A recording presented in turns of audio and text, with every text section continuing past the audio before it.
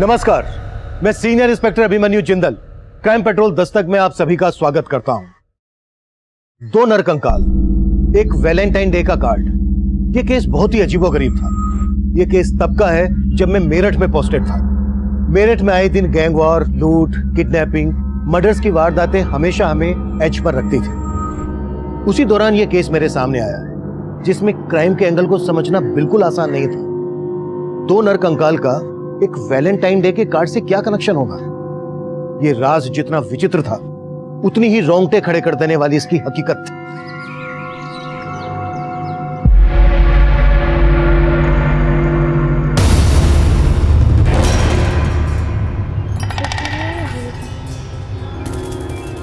क्या हुआ माँ? कुछ नहीं, तुम लोग पढ़ाई करो। हाँ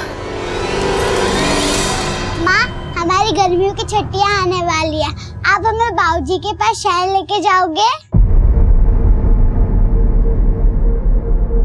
नहीं बेटा, इस बार हम लोग नहीं जा पाएंगे। हाँ? पर क्यों नहीं माँ?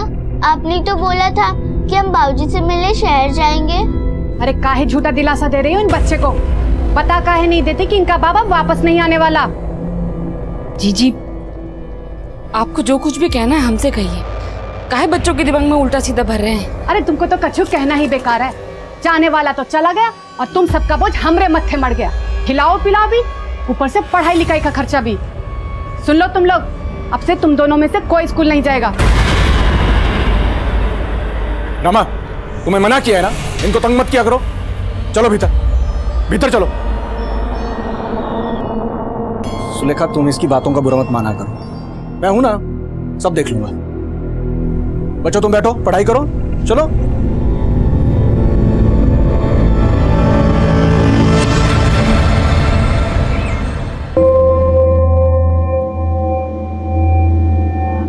अब तुम्हारी बारी। अच्छा, तो इसलिए मुझे मार्केट भेज रहे थे ताकि इस नौकरानी के साथ रंगरलियां मना सको। कमरा साफ करने के लिए आई थी। सब समझती हूँ मैं। और तू चल निकल मेरे घर से, निकल।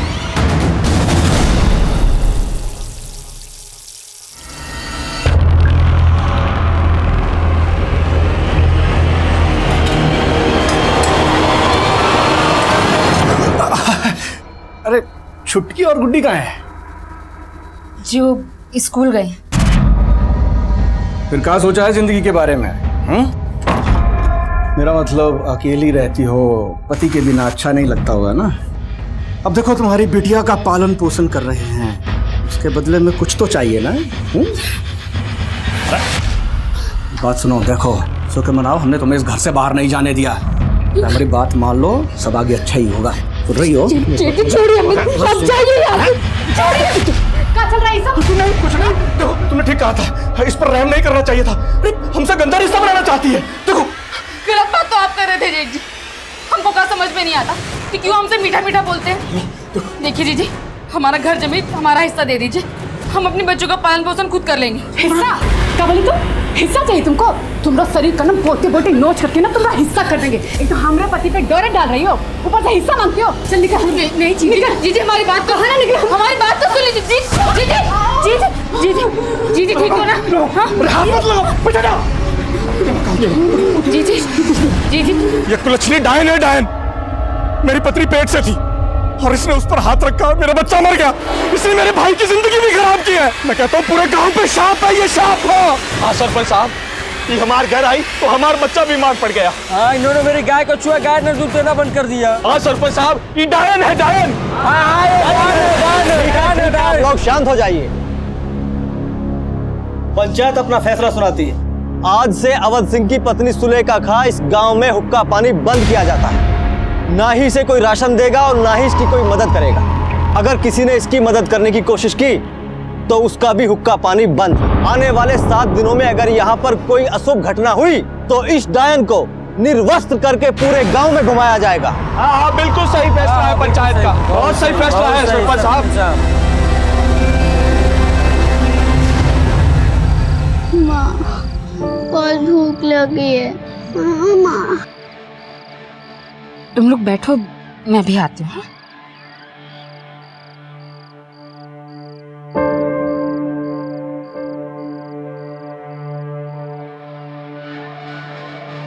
ये लो गुड़ का पानी, तुम दोनों थोड़ा थोड़ा पी लो। हाँ लो।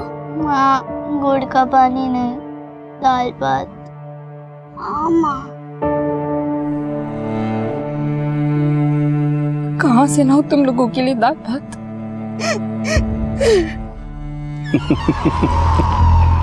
हमको आंख दिखाना कितनी बड़ी गलती थी, हाँ? पेट भर रहे थे हम तुम्हारा, पर तुमने तो अपने पाँव पे ही कुल्हाड़ी मार दी। तो अब भी चाहे ना तो मैं तेरा और तेरे बच्चों का पेट भर सकता हूं।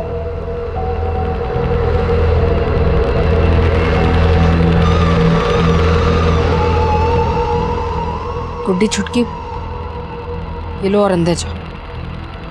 जाओ।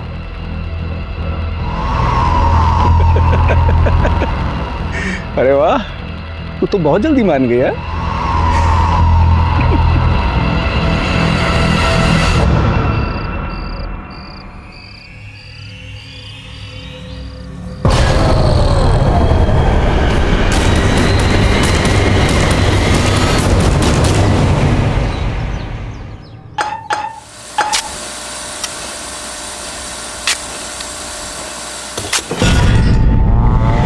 ठेकेदार साहब, क्या हुआ? ये देखिए हड्डी। एक काम करो, पूरा खोदो।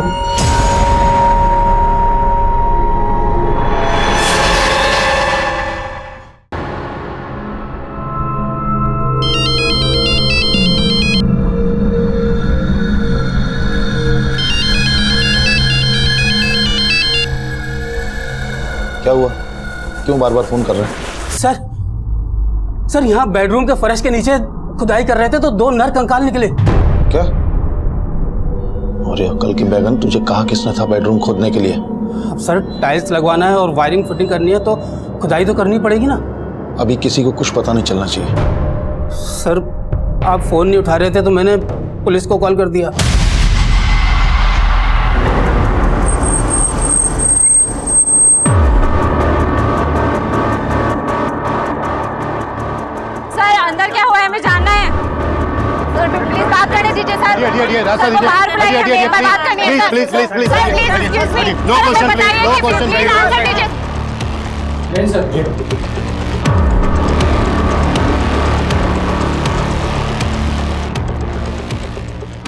सर इस घर का मालिक मनोहर लाल है और इस घर में जो ठेकेदार काम कर रहा है उसी ने मनोहर लाल को इन्फॉर्म किया था।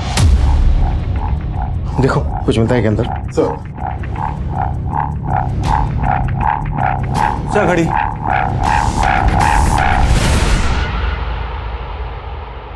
चौदह तारीख। सर ये देखिए, ये खाली गिफ्ट रैपर मिला है। इस रैपर पर हैप्पी वैलेंटाइन डे लिखा है। घड़ी में है 14 तारीख, मतलब घड़ी 14 तारीख को बंद हुई। इसका मतलब यह है कि ये कंकाल किसी कपल के होंगे। शायद इन्हें 14 फरवरी वैलेंटाइन डे के दिन दफनाया गया होगा। सर सच में हमें कुछ नहीं पता कंकालों के बारे में। सर 2 साल से इस घर में रह रहे हैं हम, तो सोचा रिनोवेट करवा देते हैं। उनको क्या मालूम था कि कंकाल निकल आएंगे यहाँ पे। और कौन कौन रहता है इस घर में?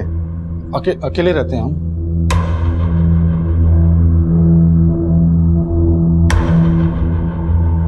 राठी, जिनके कंकाल है उन्हें कितने समय पहले दफनाया गया होगा? अभी ये बात बताना मुश्किल है सर, लेकिन पेल्विस को देख के लगता है कि एक स्केलेटन मेल है और एक फीमेल। सर किसी भी बॉडी को 1 साल दफनाने के बाद वो कंकाल में बदल जाती है। Thank you. राना, इस मनोहर लाल की कुंडली निकालो।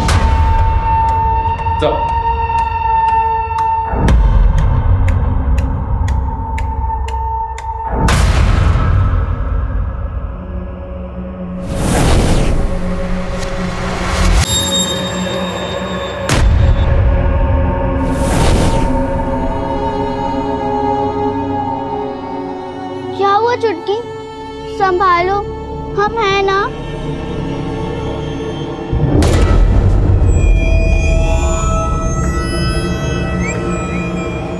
सर इस मकान की खुदाई में हमने 2 तरह के कंक्रीट मिले। एक जो इस मकान की कंस्ट्रक्शन के टाइम पे यूज हुआ और एक उसके बाद का।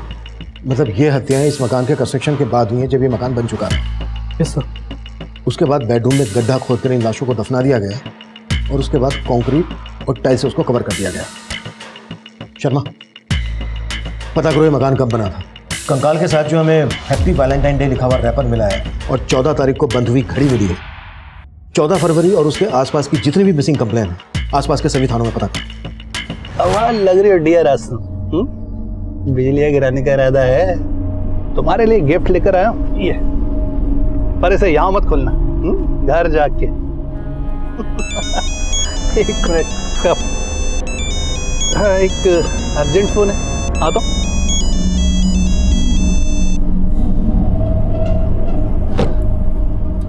हाँ डियर, बोलो। पहले तुम बताओ कि तुम किस डियर के साथ हो। क्या बात कर रही हो तुम? अरे जरूरी मीटिंग में हूँ भाई। अच्छा, और मैं तुम्हारे ऑफिस में तुम्हारे मैनेजर के सामने खड़ी हूँ। अब तुम मुझे बताओ कि तुम्हारी किस लड़की के साथ मीटिंग चल रही है? कैसी? वो क्या? अगर 15 मिनट में तुम घर नहीं पहुँचे तो वहीं आकर तुम्हें और उस लड़की को जान से मार डालूंगी, समझे? अरे मनोहर की वाइफ रीमा गायब है? हाँ सर, 1.5 साल पहले तक तो रीमा का मनोहर जी के साथ ही रहती थी, पर अचानक फिर वो गायब हो गई। और जब भी हम मनोहर जी से इस बारे में पूछते थे तो वो टाल देते थे। क्या वजह हो सकती है? मनोहर का और उसकी बीवी का आपस में कोई झगड़ा? सर, दोनों में लड़ाई झगड़ा तो बहुत होता है। कई बार मैंने खुद उनको लड़ते हुए देखा था। सर, मैंने रीमा को बोला भी था कि वो जाके पुलिस में शिकायत कर दे, पर उसने मेरी सुनी नहीं। फिर उसके 1 हफ्ता बाद से वो दिखी नहीं, और उसके जाने के बाद ही उसके घर में एक औरत का आना जाना शुरू हो गया। कौन थी वो औरत? शायद उसके ऑफिस की होगी। गुड्डी, ये फल है ना, वो सुंदर अंकल को देके आना और उनसे 175 रुपए लेके आना।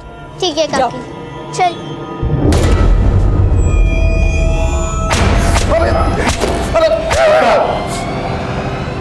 चल, समझा शुरू। सर, जरूर आपके किसी ने कान भरे हैं सर। हमने अपनी बीवी को मारा ही नहीं है सर, वो खुद हमें छोड़ के चली गई। आजकल कहाँ है रीमा? सर, हमको मालूम नहीं सर। तेरी पूरी पोल पट्टी खुल गई है। धोखा दे रहा था ना अपनी बीवी को? सर, आप जिस औरत की बात कर रहे हैं वो हमारी कलीग थी सर, मीनाक्षी। हम और वो अच्छे दोस्त हैं सर। धोखा तो हमारी बीवी ने हमको दिया है सर। हमारे ऑफिस में एक हमारे जूनियर रोहन के साथ उसका चक्कर चल रहा था सर।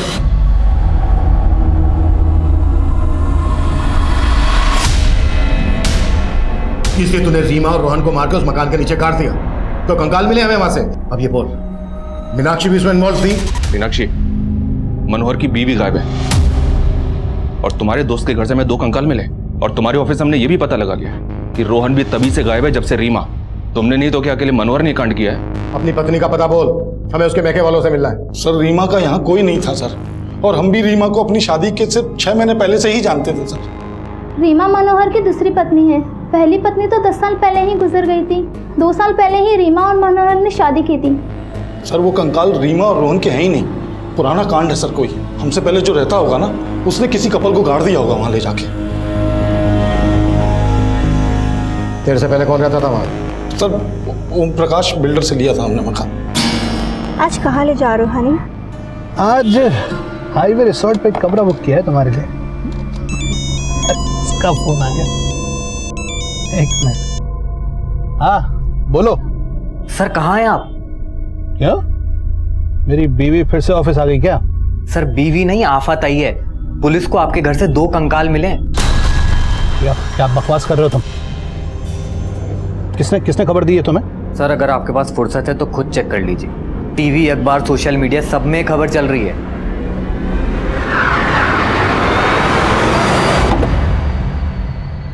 रुक, पैसे लेके आता हूं।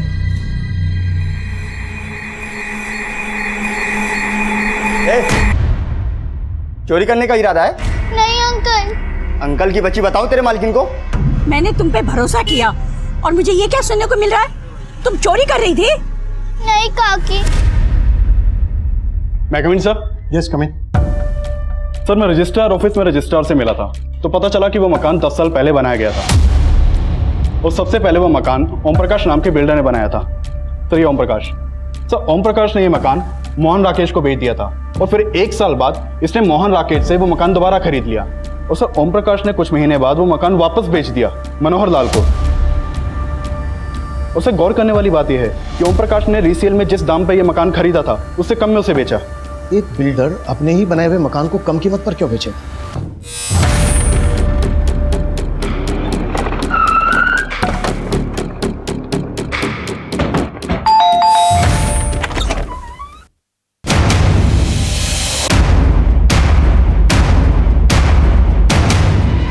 आपने अपना मकान कम कीमत में बेचा। ऐसा होता नहीं है कि कोई बिल्डर खुद की बनाई हुई प्रॉपर्टी नुकसान में बेचे। नहीं नहीं, वैसी बात नहीं है सर। क्या है, मेरे को फैमिली के लिए थोड़ा बड़ा घर चाहिए था, इसलिए मैंने वो घर निकाल दिया। बाकी और कोई बात नहीं है सर। कहीं ऐसा तो नहीं है कि कम कीमत में इसलिए बेचा क्योंकि 2 लाशें दफन थी जमीन के नीचे? उस कपल को मार के गाड़ दिया। कौन थे वो लोग जिनके कंकाल मिले हमें? सर ये आप क्या कह रहे हैं? मुझे कुछ भी पता नहीं है सर। मैंने वो मकान बनवाया जरूर था, लेकिन मैं कभी रहने के लिए नहीं गया। मैंने वो मकान मोहन राकेश को बेचा था सर। वो हापुड़ में रहता है। बाद में उसको वो मकान दोबारा बेचना था तो मैंने खरीद लिया सर। ये लीजिए, बाकी मैं ट्रांसफर कर दूंगा। सर वो दोनों नरकंकाल किसके थे मुझे नहीं पता है सर। हो सकता है सर वो मोहन राकेश ने कोई कांड किया हो। वो हापुड़ में रहता है सर। वो हम पता कर लेंगे, लेकिन बिना हमसे पूछे शहर से बाहर नहीं जाऊंगे। नहीं, बिल्कुल नहीं चाहूंगा सर।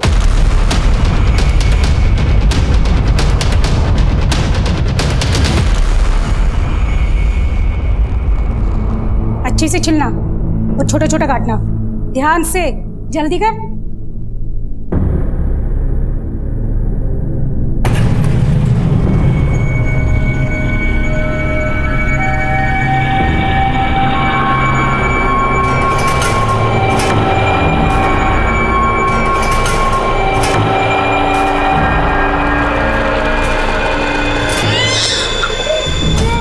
नन्हे, क्या हुआ?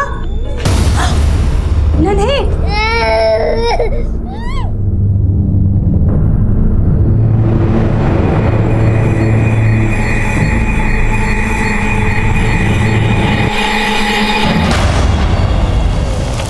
सर वो घर मैंने 2010 में खरीदा था। फिर मेरा मुंबई में ट्रांसफर हो गया। उसके बाद 2015 में मैं रिटायर हो गया। प्रॉपर्टी का कुछ फायदा नहीं था, इसलिए घर बेचने की सोचा मैंने। बिल्डर ओम प्रकाश को पता चला तो उसने वो घर खरीद लिया मुझसे। तब से लेके आज तक मैं अपने बेटे के साथ हापुड़ में रह रहा हूँ। कहीं ऐसा तो नहीं है कि पहले 2 लाशें दफन कर दी और उसके बाद घर बेच दिया? नहीं सर, कुछ समय के लिए मैंने वो घर किराए पर दिया था एक रिटायर आर्मी वाले को। चंदन सिंह नाम था उसका। आप घर की बिल्कुल फिक्र ना करें, अपने घर की तरह हिफाजत करूंगा। 1 साल तक चंदन किराया बराबर भेजता रहा। उसके बाद अचानक उसने पैसे भेजना बंद कर दिया। मैंने उसे बहुत कॉल किया, लेकिन उसने मेरे एक कॉल का भी जवाब नहीं दिया सर। फिर मजबूर होकर 2-3 महीने के बाद मैं उसे मिलने गया तो घर में ताला लगा हुआ था और चंदन का भी कहीं अता पता नहीं था। चंदन सिंह का फोन नंबर और कहाँ का रहने वाला था ये? हाँ, लगभग 1 साल रहा मैं उस घर में, पर फिर मुझे छोड़ना पड़ा क्योंकि किराया बहुत ज़्यादा था। 12 महीने का किराया तो मैंने एडवांस में दिया था। आप चाहें तो मेरे बैंक अकाउंट के स्टेटमेंट से चेक कर सकते हैं। राकेश लेकिन झूठ बोल रहा है कि मैंने उसे बिना बताए मकान खाली किया। ठीक है। चंदन का कहना है कि मोहन राकेश झूठ बोल रहा है। चंदन और मोहन राकेश दोनों की हिस्ट्री निकालो और पता करो कि इनकी पहचान में या परिवार में कोई कपल मिसिंग है क्या? मैं चेक कर रहा हूँ सर, पर इंक्वायरी में एक बात और पता चली है सर। इस ओम प्रकाश की एक बेटी है जो कई सालों से दिखी नहीं है। लोगों का कहना है कि ओम प्रकाश और उसकी बीवी तो ये बोलते हैं कि ये यूएस में सेटल्ड है। ये उसकी बेटी है सर। ठीक है, रीमा और रोहन के साथ साथ ओम प्रकाश की इस बेटी के बारे में पता करो कि वाकई में यूएस में है क्या फिर इसमें कोई ऑनर किलिंग का एंगल है। Okay sir. अरे अब तो मैं घर से बाहर भी नहीं जाता। अब किस बात की टेंशन ले रही हो? टेंशन तो मेरी जिंदगी में उसी दिन घर कर गई थी जिस दिन तुमसे मेरी शादी हुई थी। ये टेंशन मरने के बाद भी मेरा पीछा नहीं छोड़ने वाली।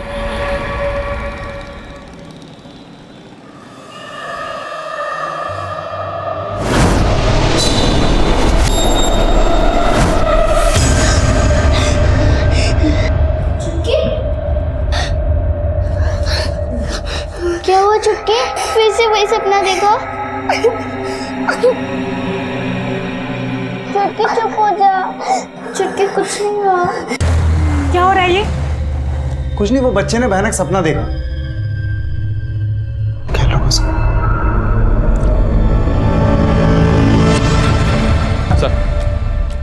सर मैंने पता किया, ओम प्रकाश की बेटी वाकई में यूएस में सेटल्ड है। लेकिन सर एक मिसिंग कपल मिला है जिसका कनेक्शन ओम प्रकाश के साथ है। इस ओम प्रकाश ने एक बार नगर पालिका के एग्जीक्यूटिव इंजीनियर को जान से मारने की धमकी दी थी। ये देखिए सर, ये वो इंजीनियर है, इसका नाम प्रताप है। इसने एफआईआर भी करवाई थी, लेकिन एफआईआर के चंद दिनों बाद ही प्रताप और उसकी पत्नी प्रीति दोनों लापता हो गए और उस केस का प्राइम सस्पेक्ट ये ओम प्रकाश ही था।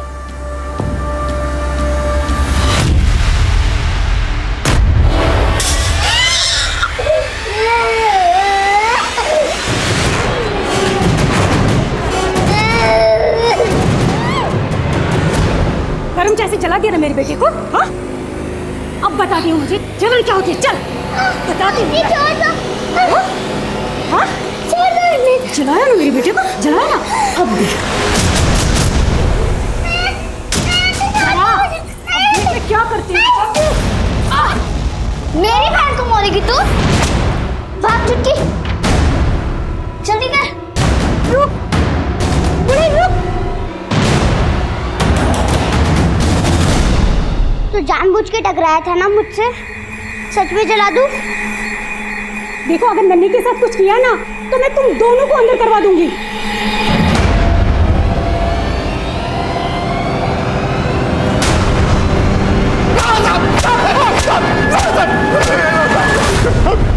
चल बोल, वो एग्जीक्यूटिव इंजीनियर प्रताप और उसकी पत्नी कहाँ है? बेवजह शक कर रहे हैं सर मुझ पर। सेशन कोर्ट ने भी मुझे बरी कर दिया है साहब। मेरे खिलाफ कोई सबूत नहीं मिला साहब। सबूत तो अब मिला है। दो कंकाल मिले तेरे बनाए हुए मकान में, और वो केस भी अब फिर से खुलेगा। सर बात सिर्फ इतनी सी है कि मैंने उस इंजीनियर को थोड़ा सा धमकाया था साहब। सर वो एक नंबर का भ्रष्ट आदमी था। डिपार्टमेंटल इंक्वायरी चल रही थी सर, आप पता कर सकते हैं उसके खिलाफ। उसको लगा कि वो अरेस्ट हो जाएगा, इसलिए वो गायब हो गया। सर अब गाजियाबाद थाने में जाके पता भी कर सकते हैं, पर उसके गायब होने में मेरा कोई हाथ नहीं है सर। जब तक सच ना खुले ना।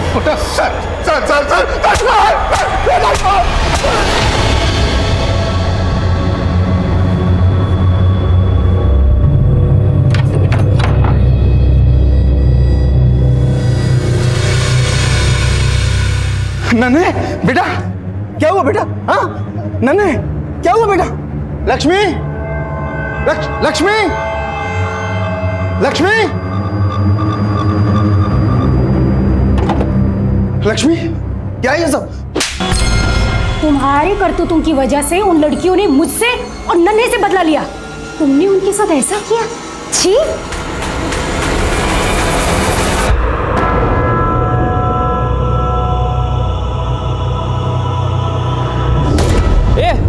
रुको।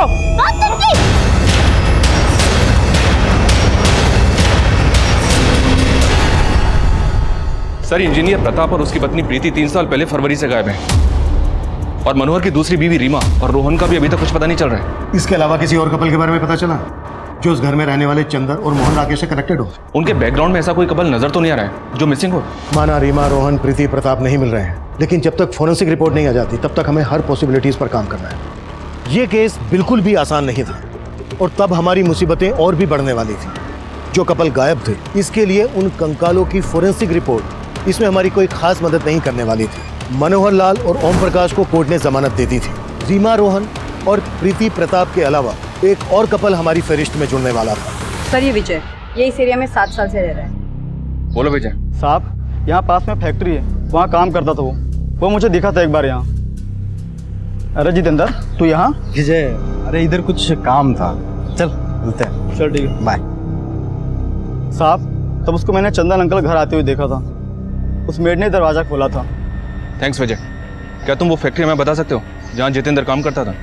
जी यहीं पास में है। जी हाँ, मैं जब वहाँ रहता था तो एक मेड कुछ दिन के लिए मेरे यहाँ काम करने आया करती थी, लेकिन मैं किसी जितेंद्र को नहीं जानता।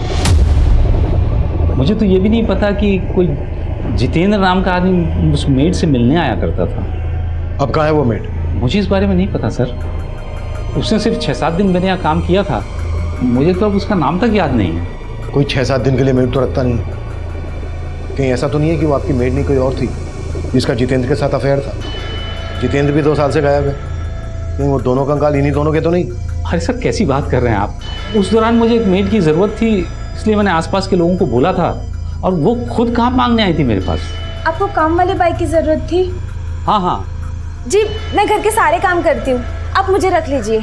सर उसने सिर्फ 6-7 दिन काम किया था, उसके बाद अचानक आना बंद कर दिया। मुझे लगा शायद इसको काम जमा नहीं होगा। शिवजी सर, सर मैं उस फैक्ट्री के मैनेजर से मिला।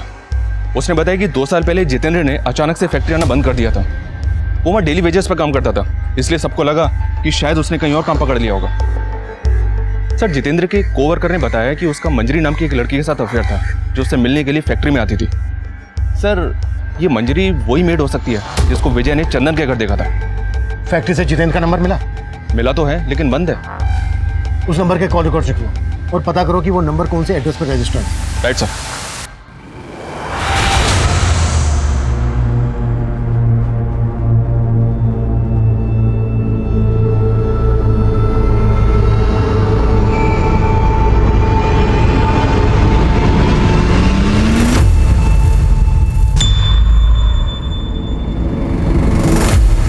मैं कम सर? यस कम इन। सर जितेंद्र का नंबर पिछले 2 साल से बंद है। उसके मोबाइल सर्विस प्रोवाइडर से उसका फोटो भी मिला है। ये नंबर मथुरा के एड्रेस पर रजिस्टर्ड था।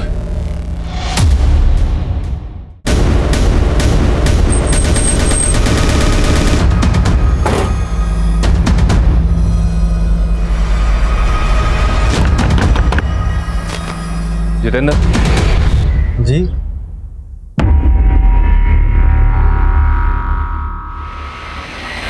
हाँ साहब, मैंने ही चंदन अंकल के यहाँ काम किया था। तुम्हारा नाम? जी मंजरी। तुम मेरठ में कहाँ रहती थी? जी वो संगम नगर है ना, बस वहीं पे।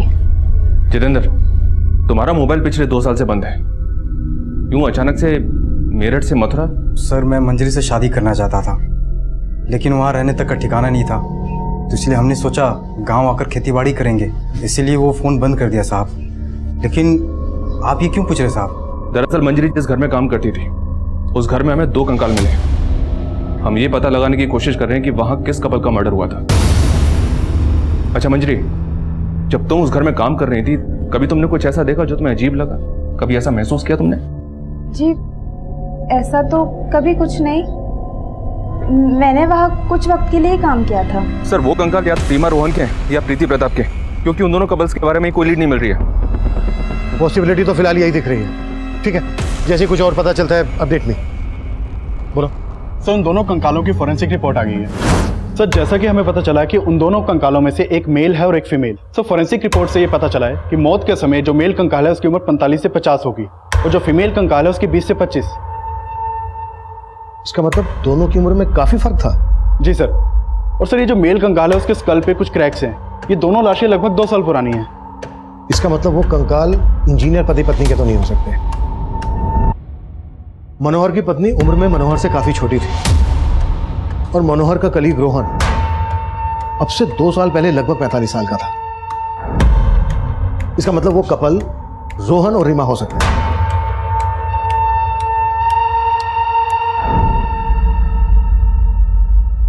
राना, मनोहर को लेके आओ क्विक। मैं कम इन सर? यस कम इन। सर जितेंद्र और मंजरी ने जो अपना एड्रेस दिया था मेरठ का, वो गलत निकला। व्हाट? मंजरी और जितेंद्र ने गलत एड्रेस दिया था?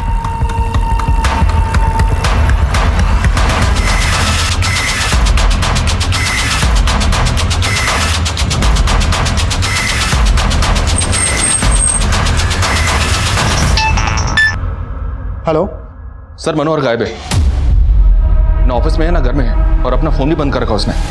व्हाट? मंजरी और जितेंद्र भी गायब है? हाँ सर, पड़ोसी ने सुबह उन्हें बैगेज के साथ जाते हुए देखा है। उन दोनों के करंट फोन नंबर्स भी बंद हैं। इनकी एक एक डिटेल चाहिए मुझे। पता करो कि मनोहर के साथ इनका क्या कनेक्शन है। Okay sir. माना मंजरी और जितेंद्र की इंटेंशन हम पहले नहीं समझ पाए, लेकिन ये मनोहर हमारी नाक के नीचे से कैसे गायब हो गया? कैसे भी करके मनोहर मुझे अंदर चाहिए, कहीं से भी खोद के निकालो उसे, लेकिन जल्दी। सर मंजरी और जितेंद्र को पहले हम विक्टिम मान रहे थे, लेकिन ये तो खिलाड़ी निकले। मंजरी चंदन के यहां पर मेट थी। हो सकता है मंजरी ने जितेंद्र के साथ मिलकर चंदन के एब्सेंस में ये कांड किया हो। आई फील मनोहर का इन दोनों के साथ कनेक्शन होगा। इन सब के पिछले 2 साल पुराने कॉल रिकॉर्ड्स निकलवाओ जल्दी। सर।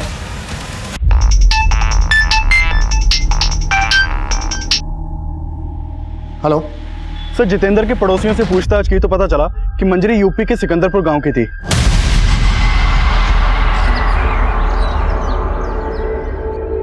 मंजरी को यहाँ गांव में पहले गुड्डी बुलाते थे। उसकी एक छोटी बहन चुटकी भी थी, उसका नाम पलक था। 10 साल पहले मैंने उनको आखिरी बार देखा था। अगर मैंने उन्हें नहीं बचाया होता तो उन बेचारियों का भी वही हश्र होता जो उनकी माँ का हुआ। अरे वाह, तू तो बहुत जल्दी मान गया। वो हमारा सिर्फ दाना पानी बंद करवा सकता है, अपनी वासना की भूख नहीं मिटा सकता, समझो? जिंदा नहीं छोड़ोगी।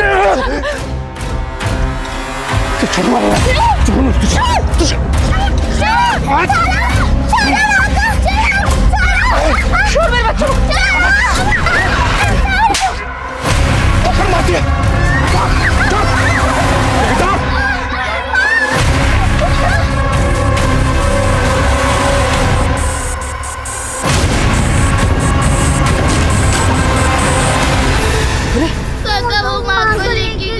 चिंता मत करो, मैं हूं ना, मैं हूं तुम्हारे साथ। चलो हो जाओ, चलो।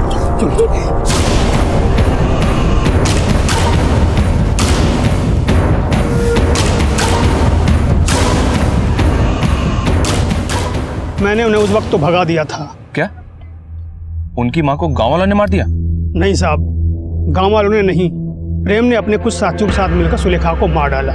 गांव वालों के लिए सुलेखा पहले से ही डाइन साबित हो चुकी थी। उसकी मौत पर आंसू बहाने वाला कोई नहीं था। तरह तरह की भ्रांतियां भर दी गांव वालों के मन में। उसका फल मिला उसे, तिल तिल के मरा। 2 साल तक खाट से नहीं उठा मरने से पहले। लेकिन मंजरी किसी जितेंद्र नाम के लड़के के साथ शादी करके रह रही थी मथुरा में। वो तो मुझे नहीं मालूम साहब। और उनके पिता? अवध सिंह, वो मेरठ में रहते हैं। वहाँ उन्होंने किसी और औरत के साथ शादी करके घर बसा लिया। मेरठ में जहाँ रहते हैं उनका पता दीजिए।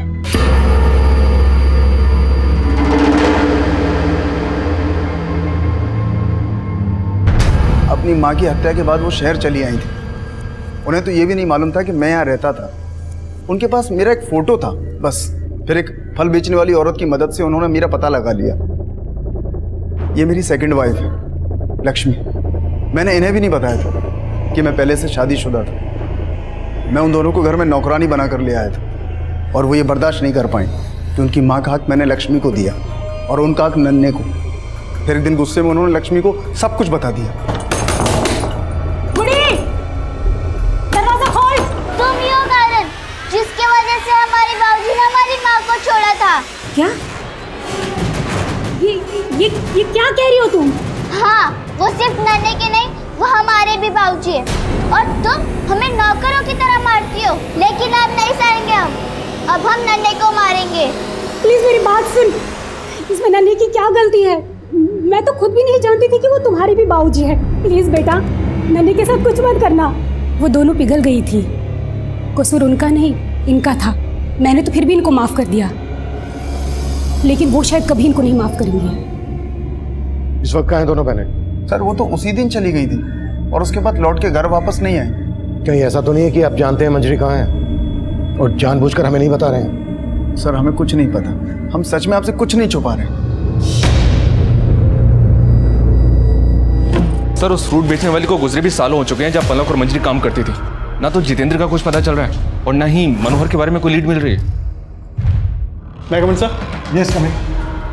सर मंजरी 2 साल से जितेंद्र के साथ जहाँ रह रही थी वहाँ कभी किसी ने पलक को नहीं देखा। और जितेंद्र के पड़ोसियों को तो ये तक पता नहीं कि मंजरी की कोई छोटी बहन भी है। इसका मतलब मंजरी के साथ साथ उसकी छोटी बहन पलक भी 2 साल से गायब है। गायब तो मनोहर भी है सर, और उससे हमें उसकी पत्नी रीमा के बैकग्राउंड का पता नहीं चला। तुम कहना चाह रहे हो कि पलक ही रीमा है और पलक नाम बदलकर मनोहर की जिंदगी में आई। इसी वजह से जितेंद्र और मंजरी के साथ साथ मनोहर भी गायब है। अब तक जो बातें सामने आई हैं उससे तो यही लगता है कि मंजरी अपनी छोटी बहन पलक को लेकर बहुत प्रोटेक्टिव थी। अगर पलक का मर्डर हुआ है तो फिर मंजरी भागी क्यों?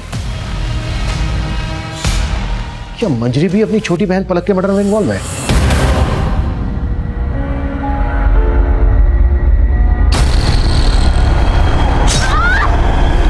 सर हमने मनोहर, चंदन, जितेंद्र और मंजरी के 2 साल पुराने कॉल रिकॉर्ड्स निकाले।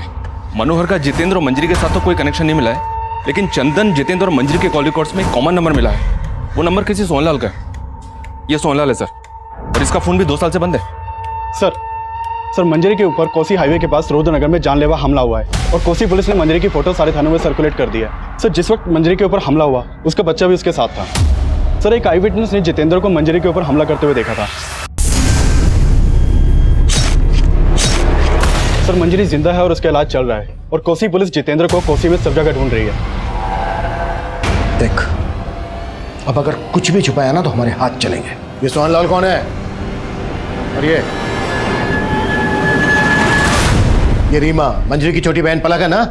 नहीं सर, ये पलक नहीं है। सर कोसी पुलिस ने जितेंद्र को अरेस्ट कर लिया है।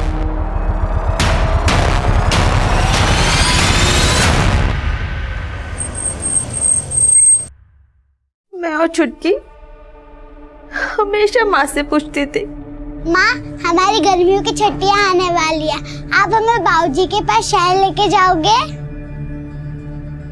लेकिन माँ कोई ना कोई बहाना बना के बाहर डाल लेती थी। तब हमें समझ नहीं आता था माँ बाबूजी की बेवफाई की सजा काट रही थी और मेरे ताऊ तो मेरे बाबूजी से भी गई गुजर निकले। अपनी गंदी नीयत पर पर्दा डालने के लिए उन्होंने पूरे गांव के सामने मेरी माँ को डायन साबित कर दिया। आखिरी बार माँ की शक्ल भी नहीं देख पाए हम दोनों बहनें। हमें बस इतना पता था कि हमारे बाबूजी यहाँ मेरठ में रहते हैं, तो हम दोनों बहनें मेरठ चले आए। फिर फल वाली काकी ने हमारे बाबूजी को खोज तो निकाला, पर वो कई सालों पहले हमें पराया कर चुके थे। हम वहां से भी निकल गए। सोचा उनकी दहलीज पर कभी कदम नहीं रखेंगे। हम काकी के पास लौट रहे थे, तब फिर सोहनलाल आया हमारी जिंदगी में। कहने को वो हमारा मसीहा था, उसने हमें उन लड़कों से बचाया था। वो हमें अपनी नई जिंदगी देने के लिए अपने घर ले गया। बोला कि अरे ये तुम्हारा ही घर है, बैठ। देखो, आज से मुझे ही अपना पापा समझना है और आज से तुम दोनों की सारी जिम्मेदारियां मेरी। उसने हमें पाला, पढ़ाया, सब किया, लेकिन उसकी नीयत डोलने में वक्त नहीं लगा। जिंदगी जैसे तैसे कट रही थी। फिर जितेंद्र हमारी जिंदगी में आया। मैं मंजरी के लिए किसी हद तक जा सकता था साहब, लेकिन तब तक उसने बताया नहीं कि उसका मुंह बोला बाप सोहनलाल उसका रेप करता था। सिर्फ सोहनलाल ही नहीं, उसका दोस्त चंदन भी।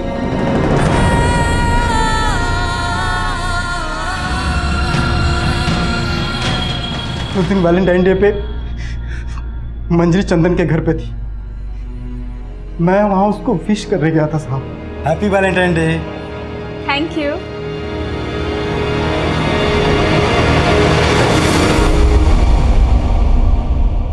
ये क्या हो रहा है मेरे घर पे? हाँ? एक और तू साले तेरे इतनी मजाल, तू मेरे घर पे। अगर मैं उस शैतान को पहले ही मार देती तो आज मेरी चुटकी। साहब मैं बहुत घबरा गया था। जिंदा, मेरी चटकी।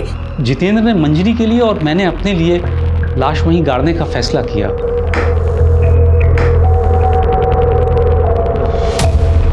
जब माँ गई तो एक छुटकी ही थी।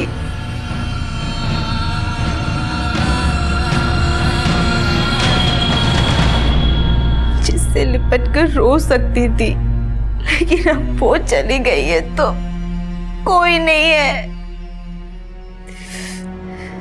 जितेंद्र भी नहीं। मंजरी से शादी तो कर ली, लेकिन सहन नहीं कर पाया कि मेरे और मंजरी के बीच सोहनलाल मरा ही नहीं था। वो मेरा बच्चा नहीं था,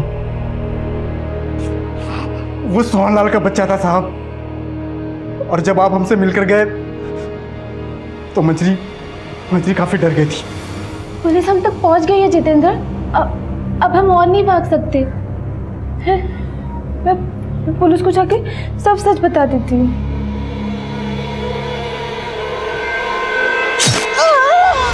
मर जाती तो जरूर पछतावा होता साहब, अगर अभी कोई पछतावा नहीं है। जिंदगी ने जो दिया है सब कुछ आपके सामने रख दिया। बस इतनी सी गुजारिश है कि मेरी बेटी वो बने जो मेरी और मेरी छुटकी की किस्मत में नहीं था।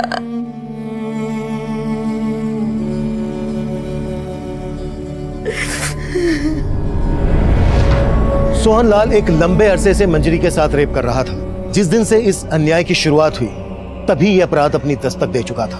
अगर मंजरी पहले ही हिम्मत करके मदद मांगने हमारे पास आई होती तो शायद उसे न पलक के लिए अफसोस होता, न अपनी बेटी के भविष्य के लिए।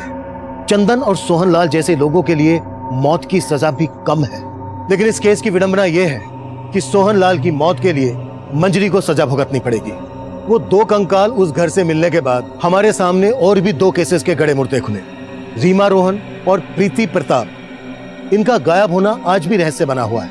मनोहर लाल और ओम प्रकाश अब भी इन केसेस में हमारे सस्पेक्ट हैं।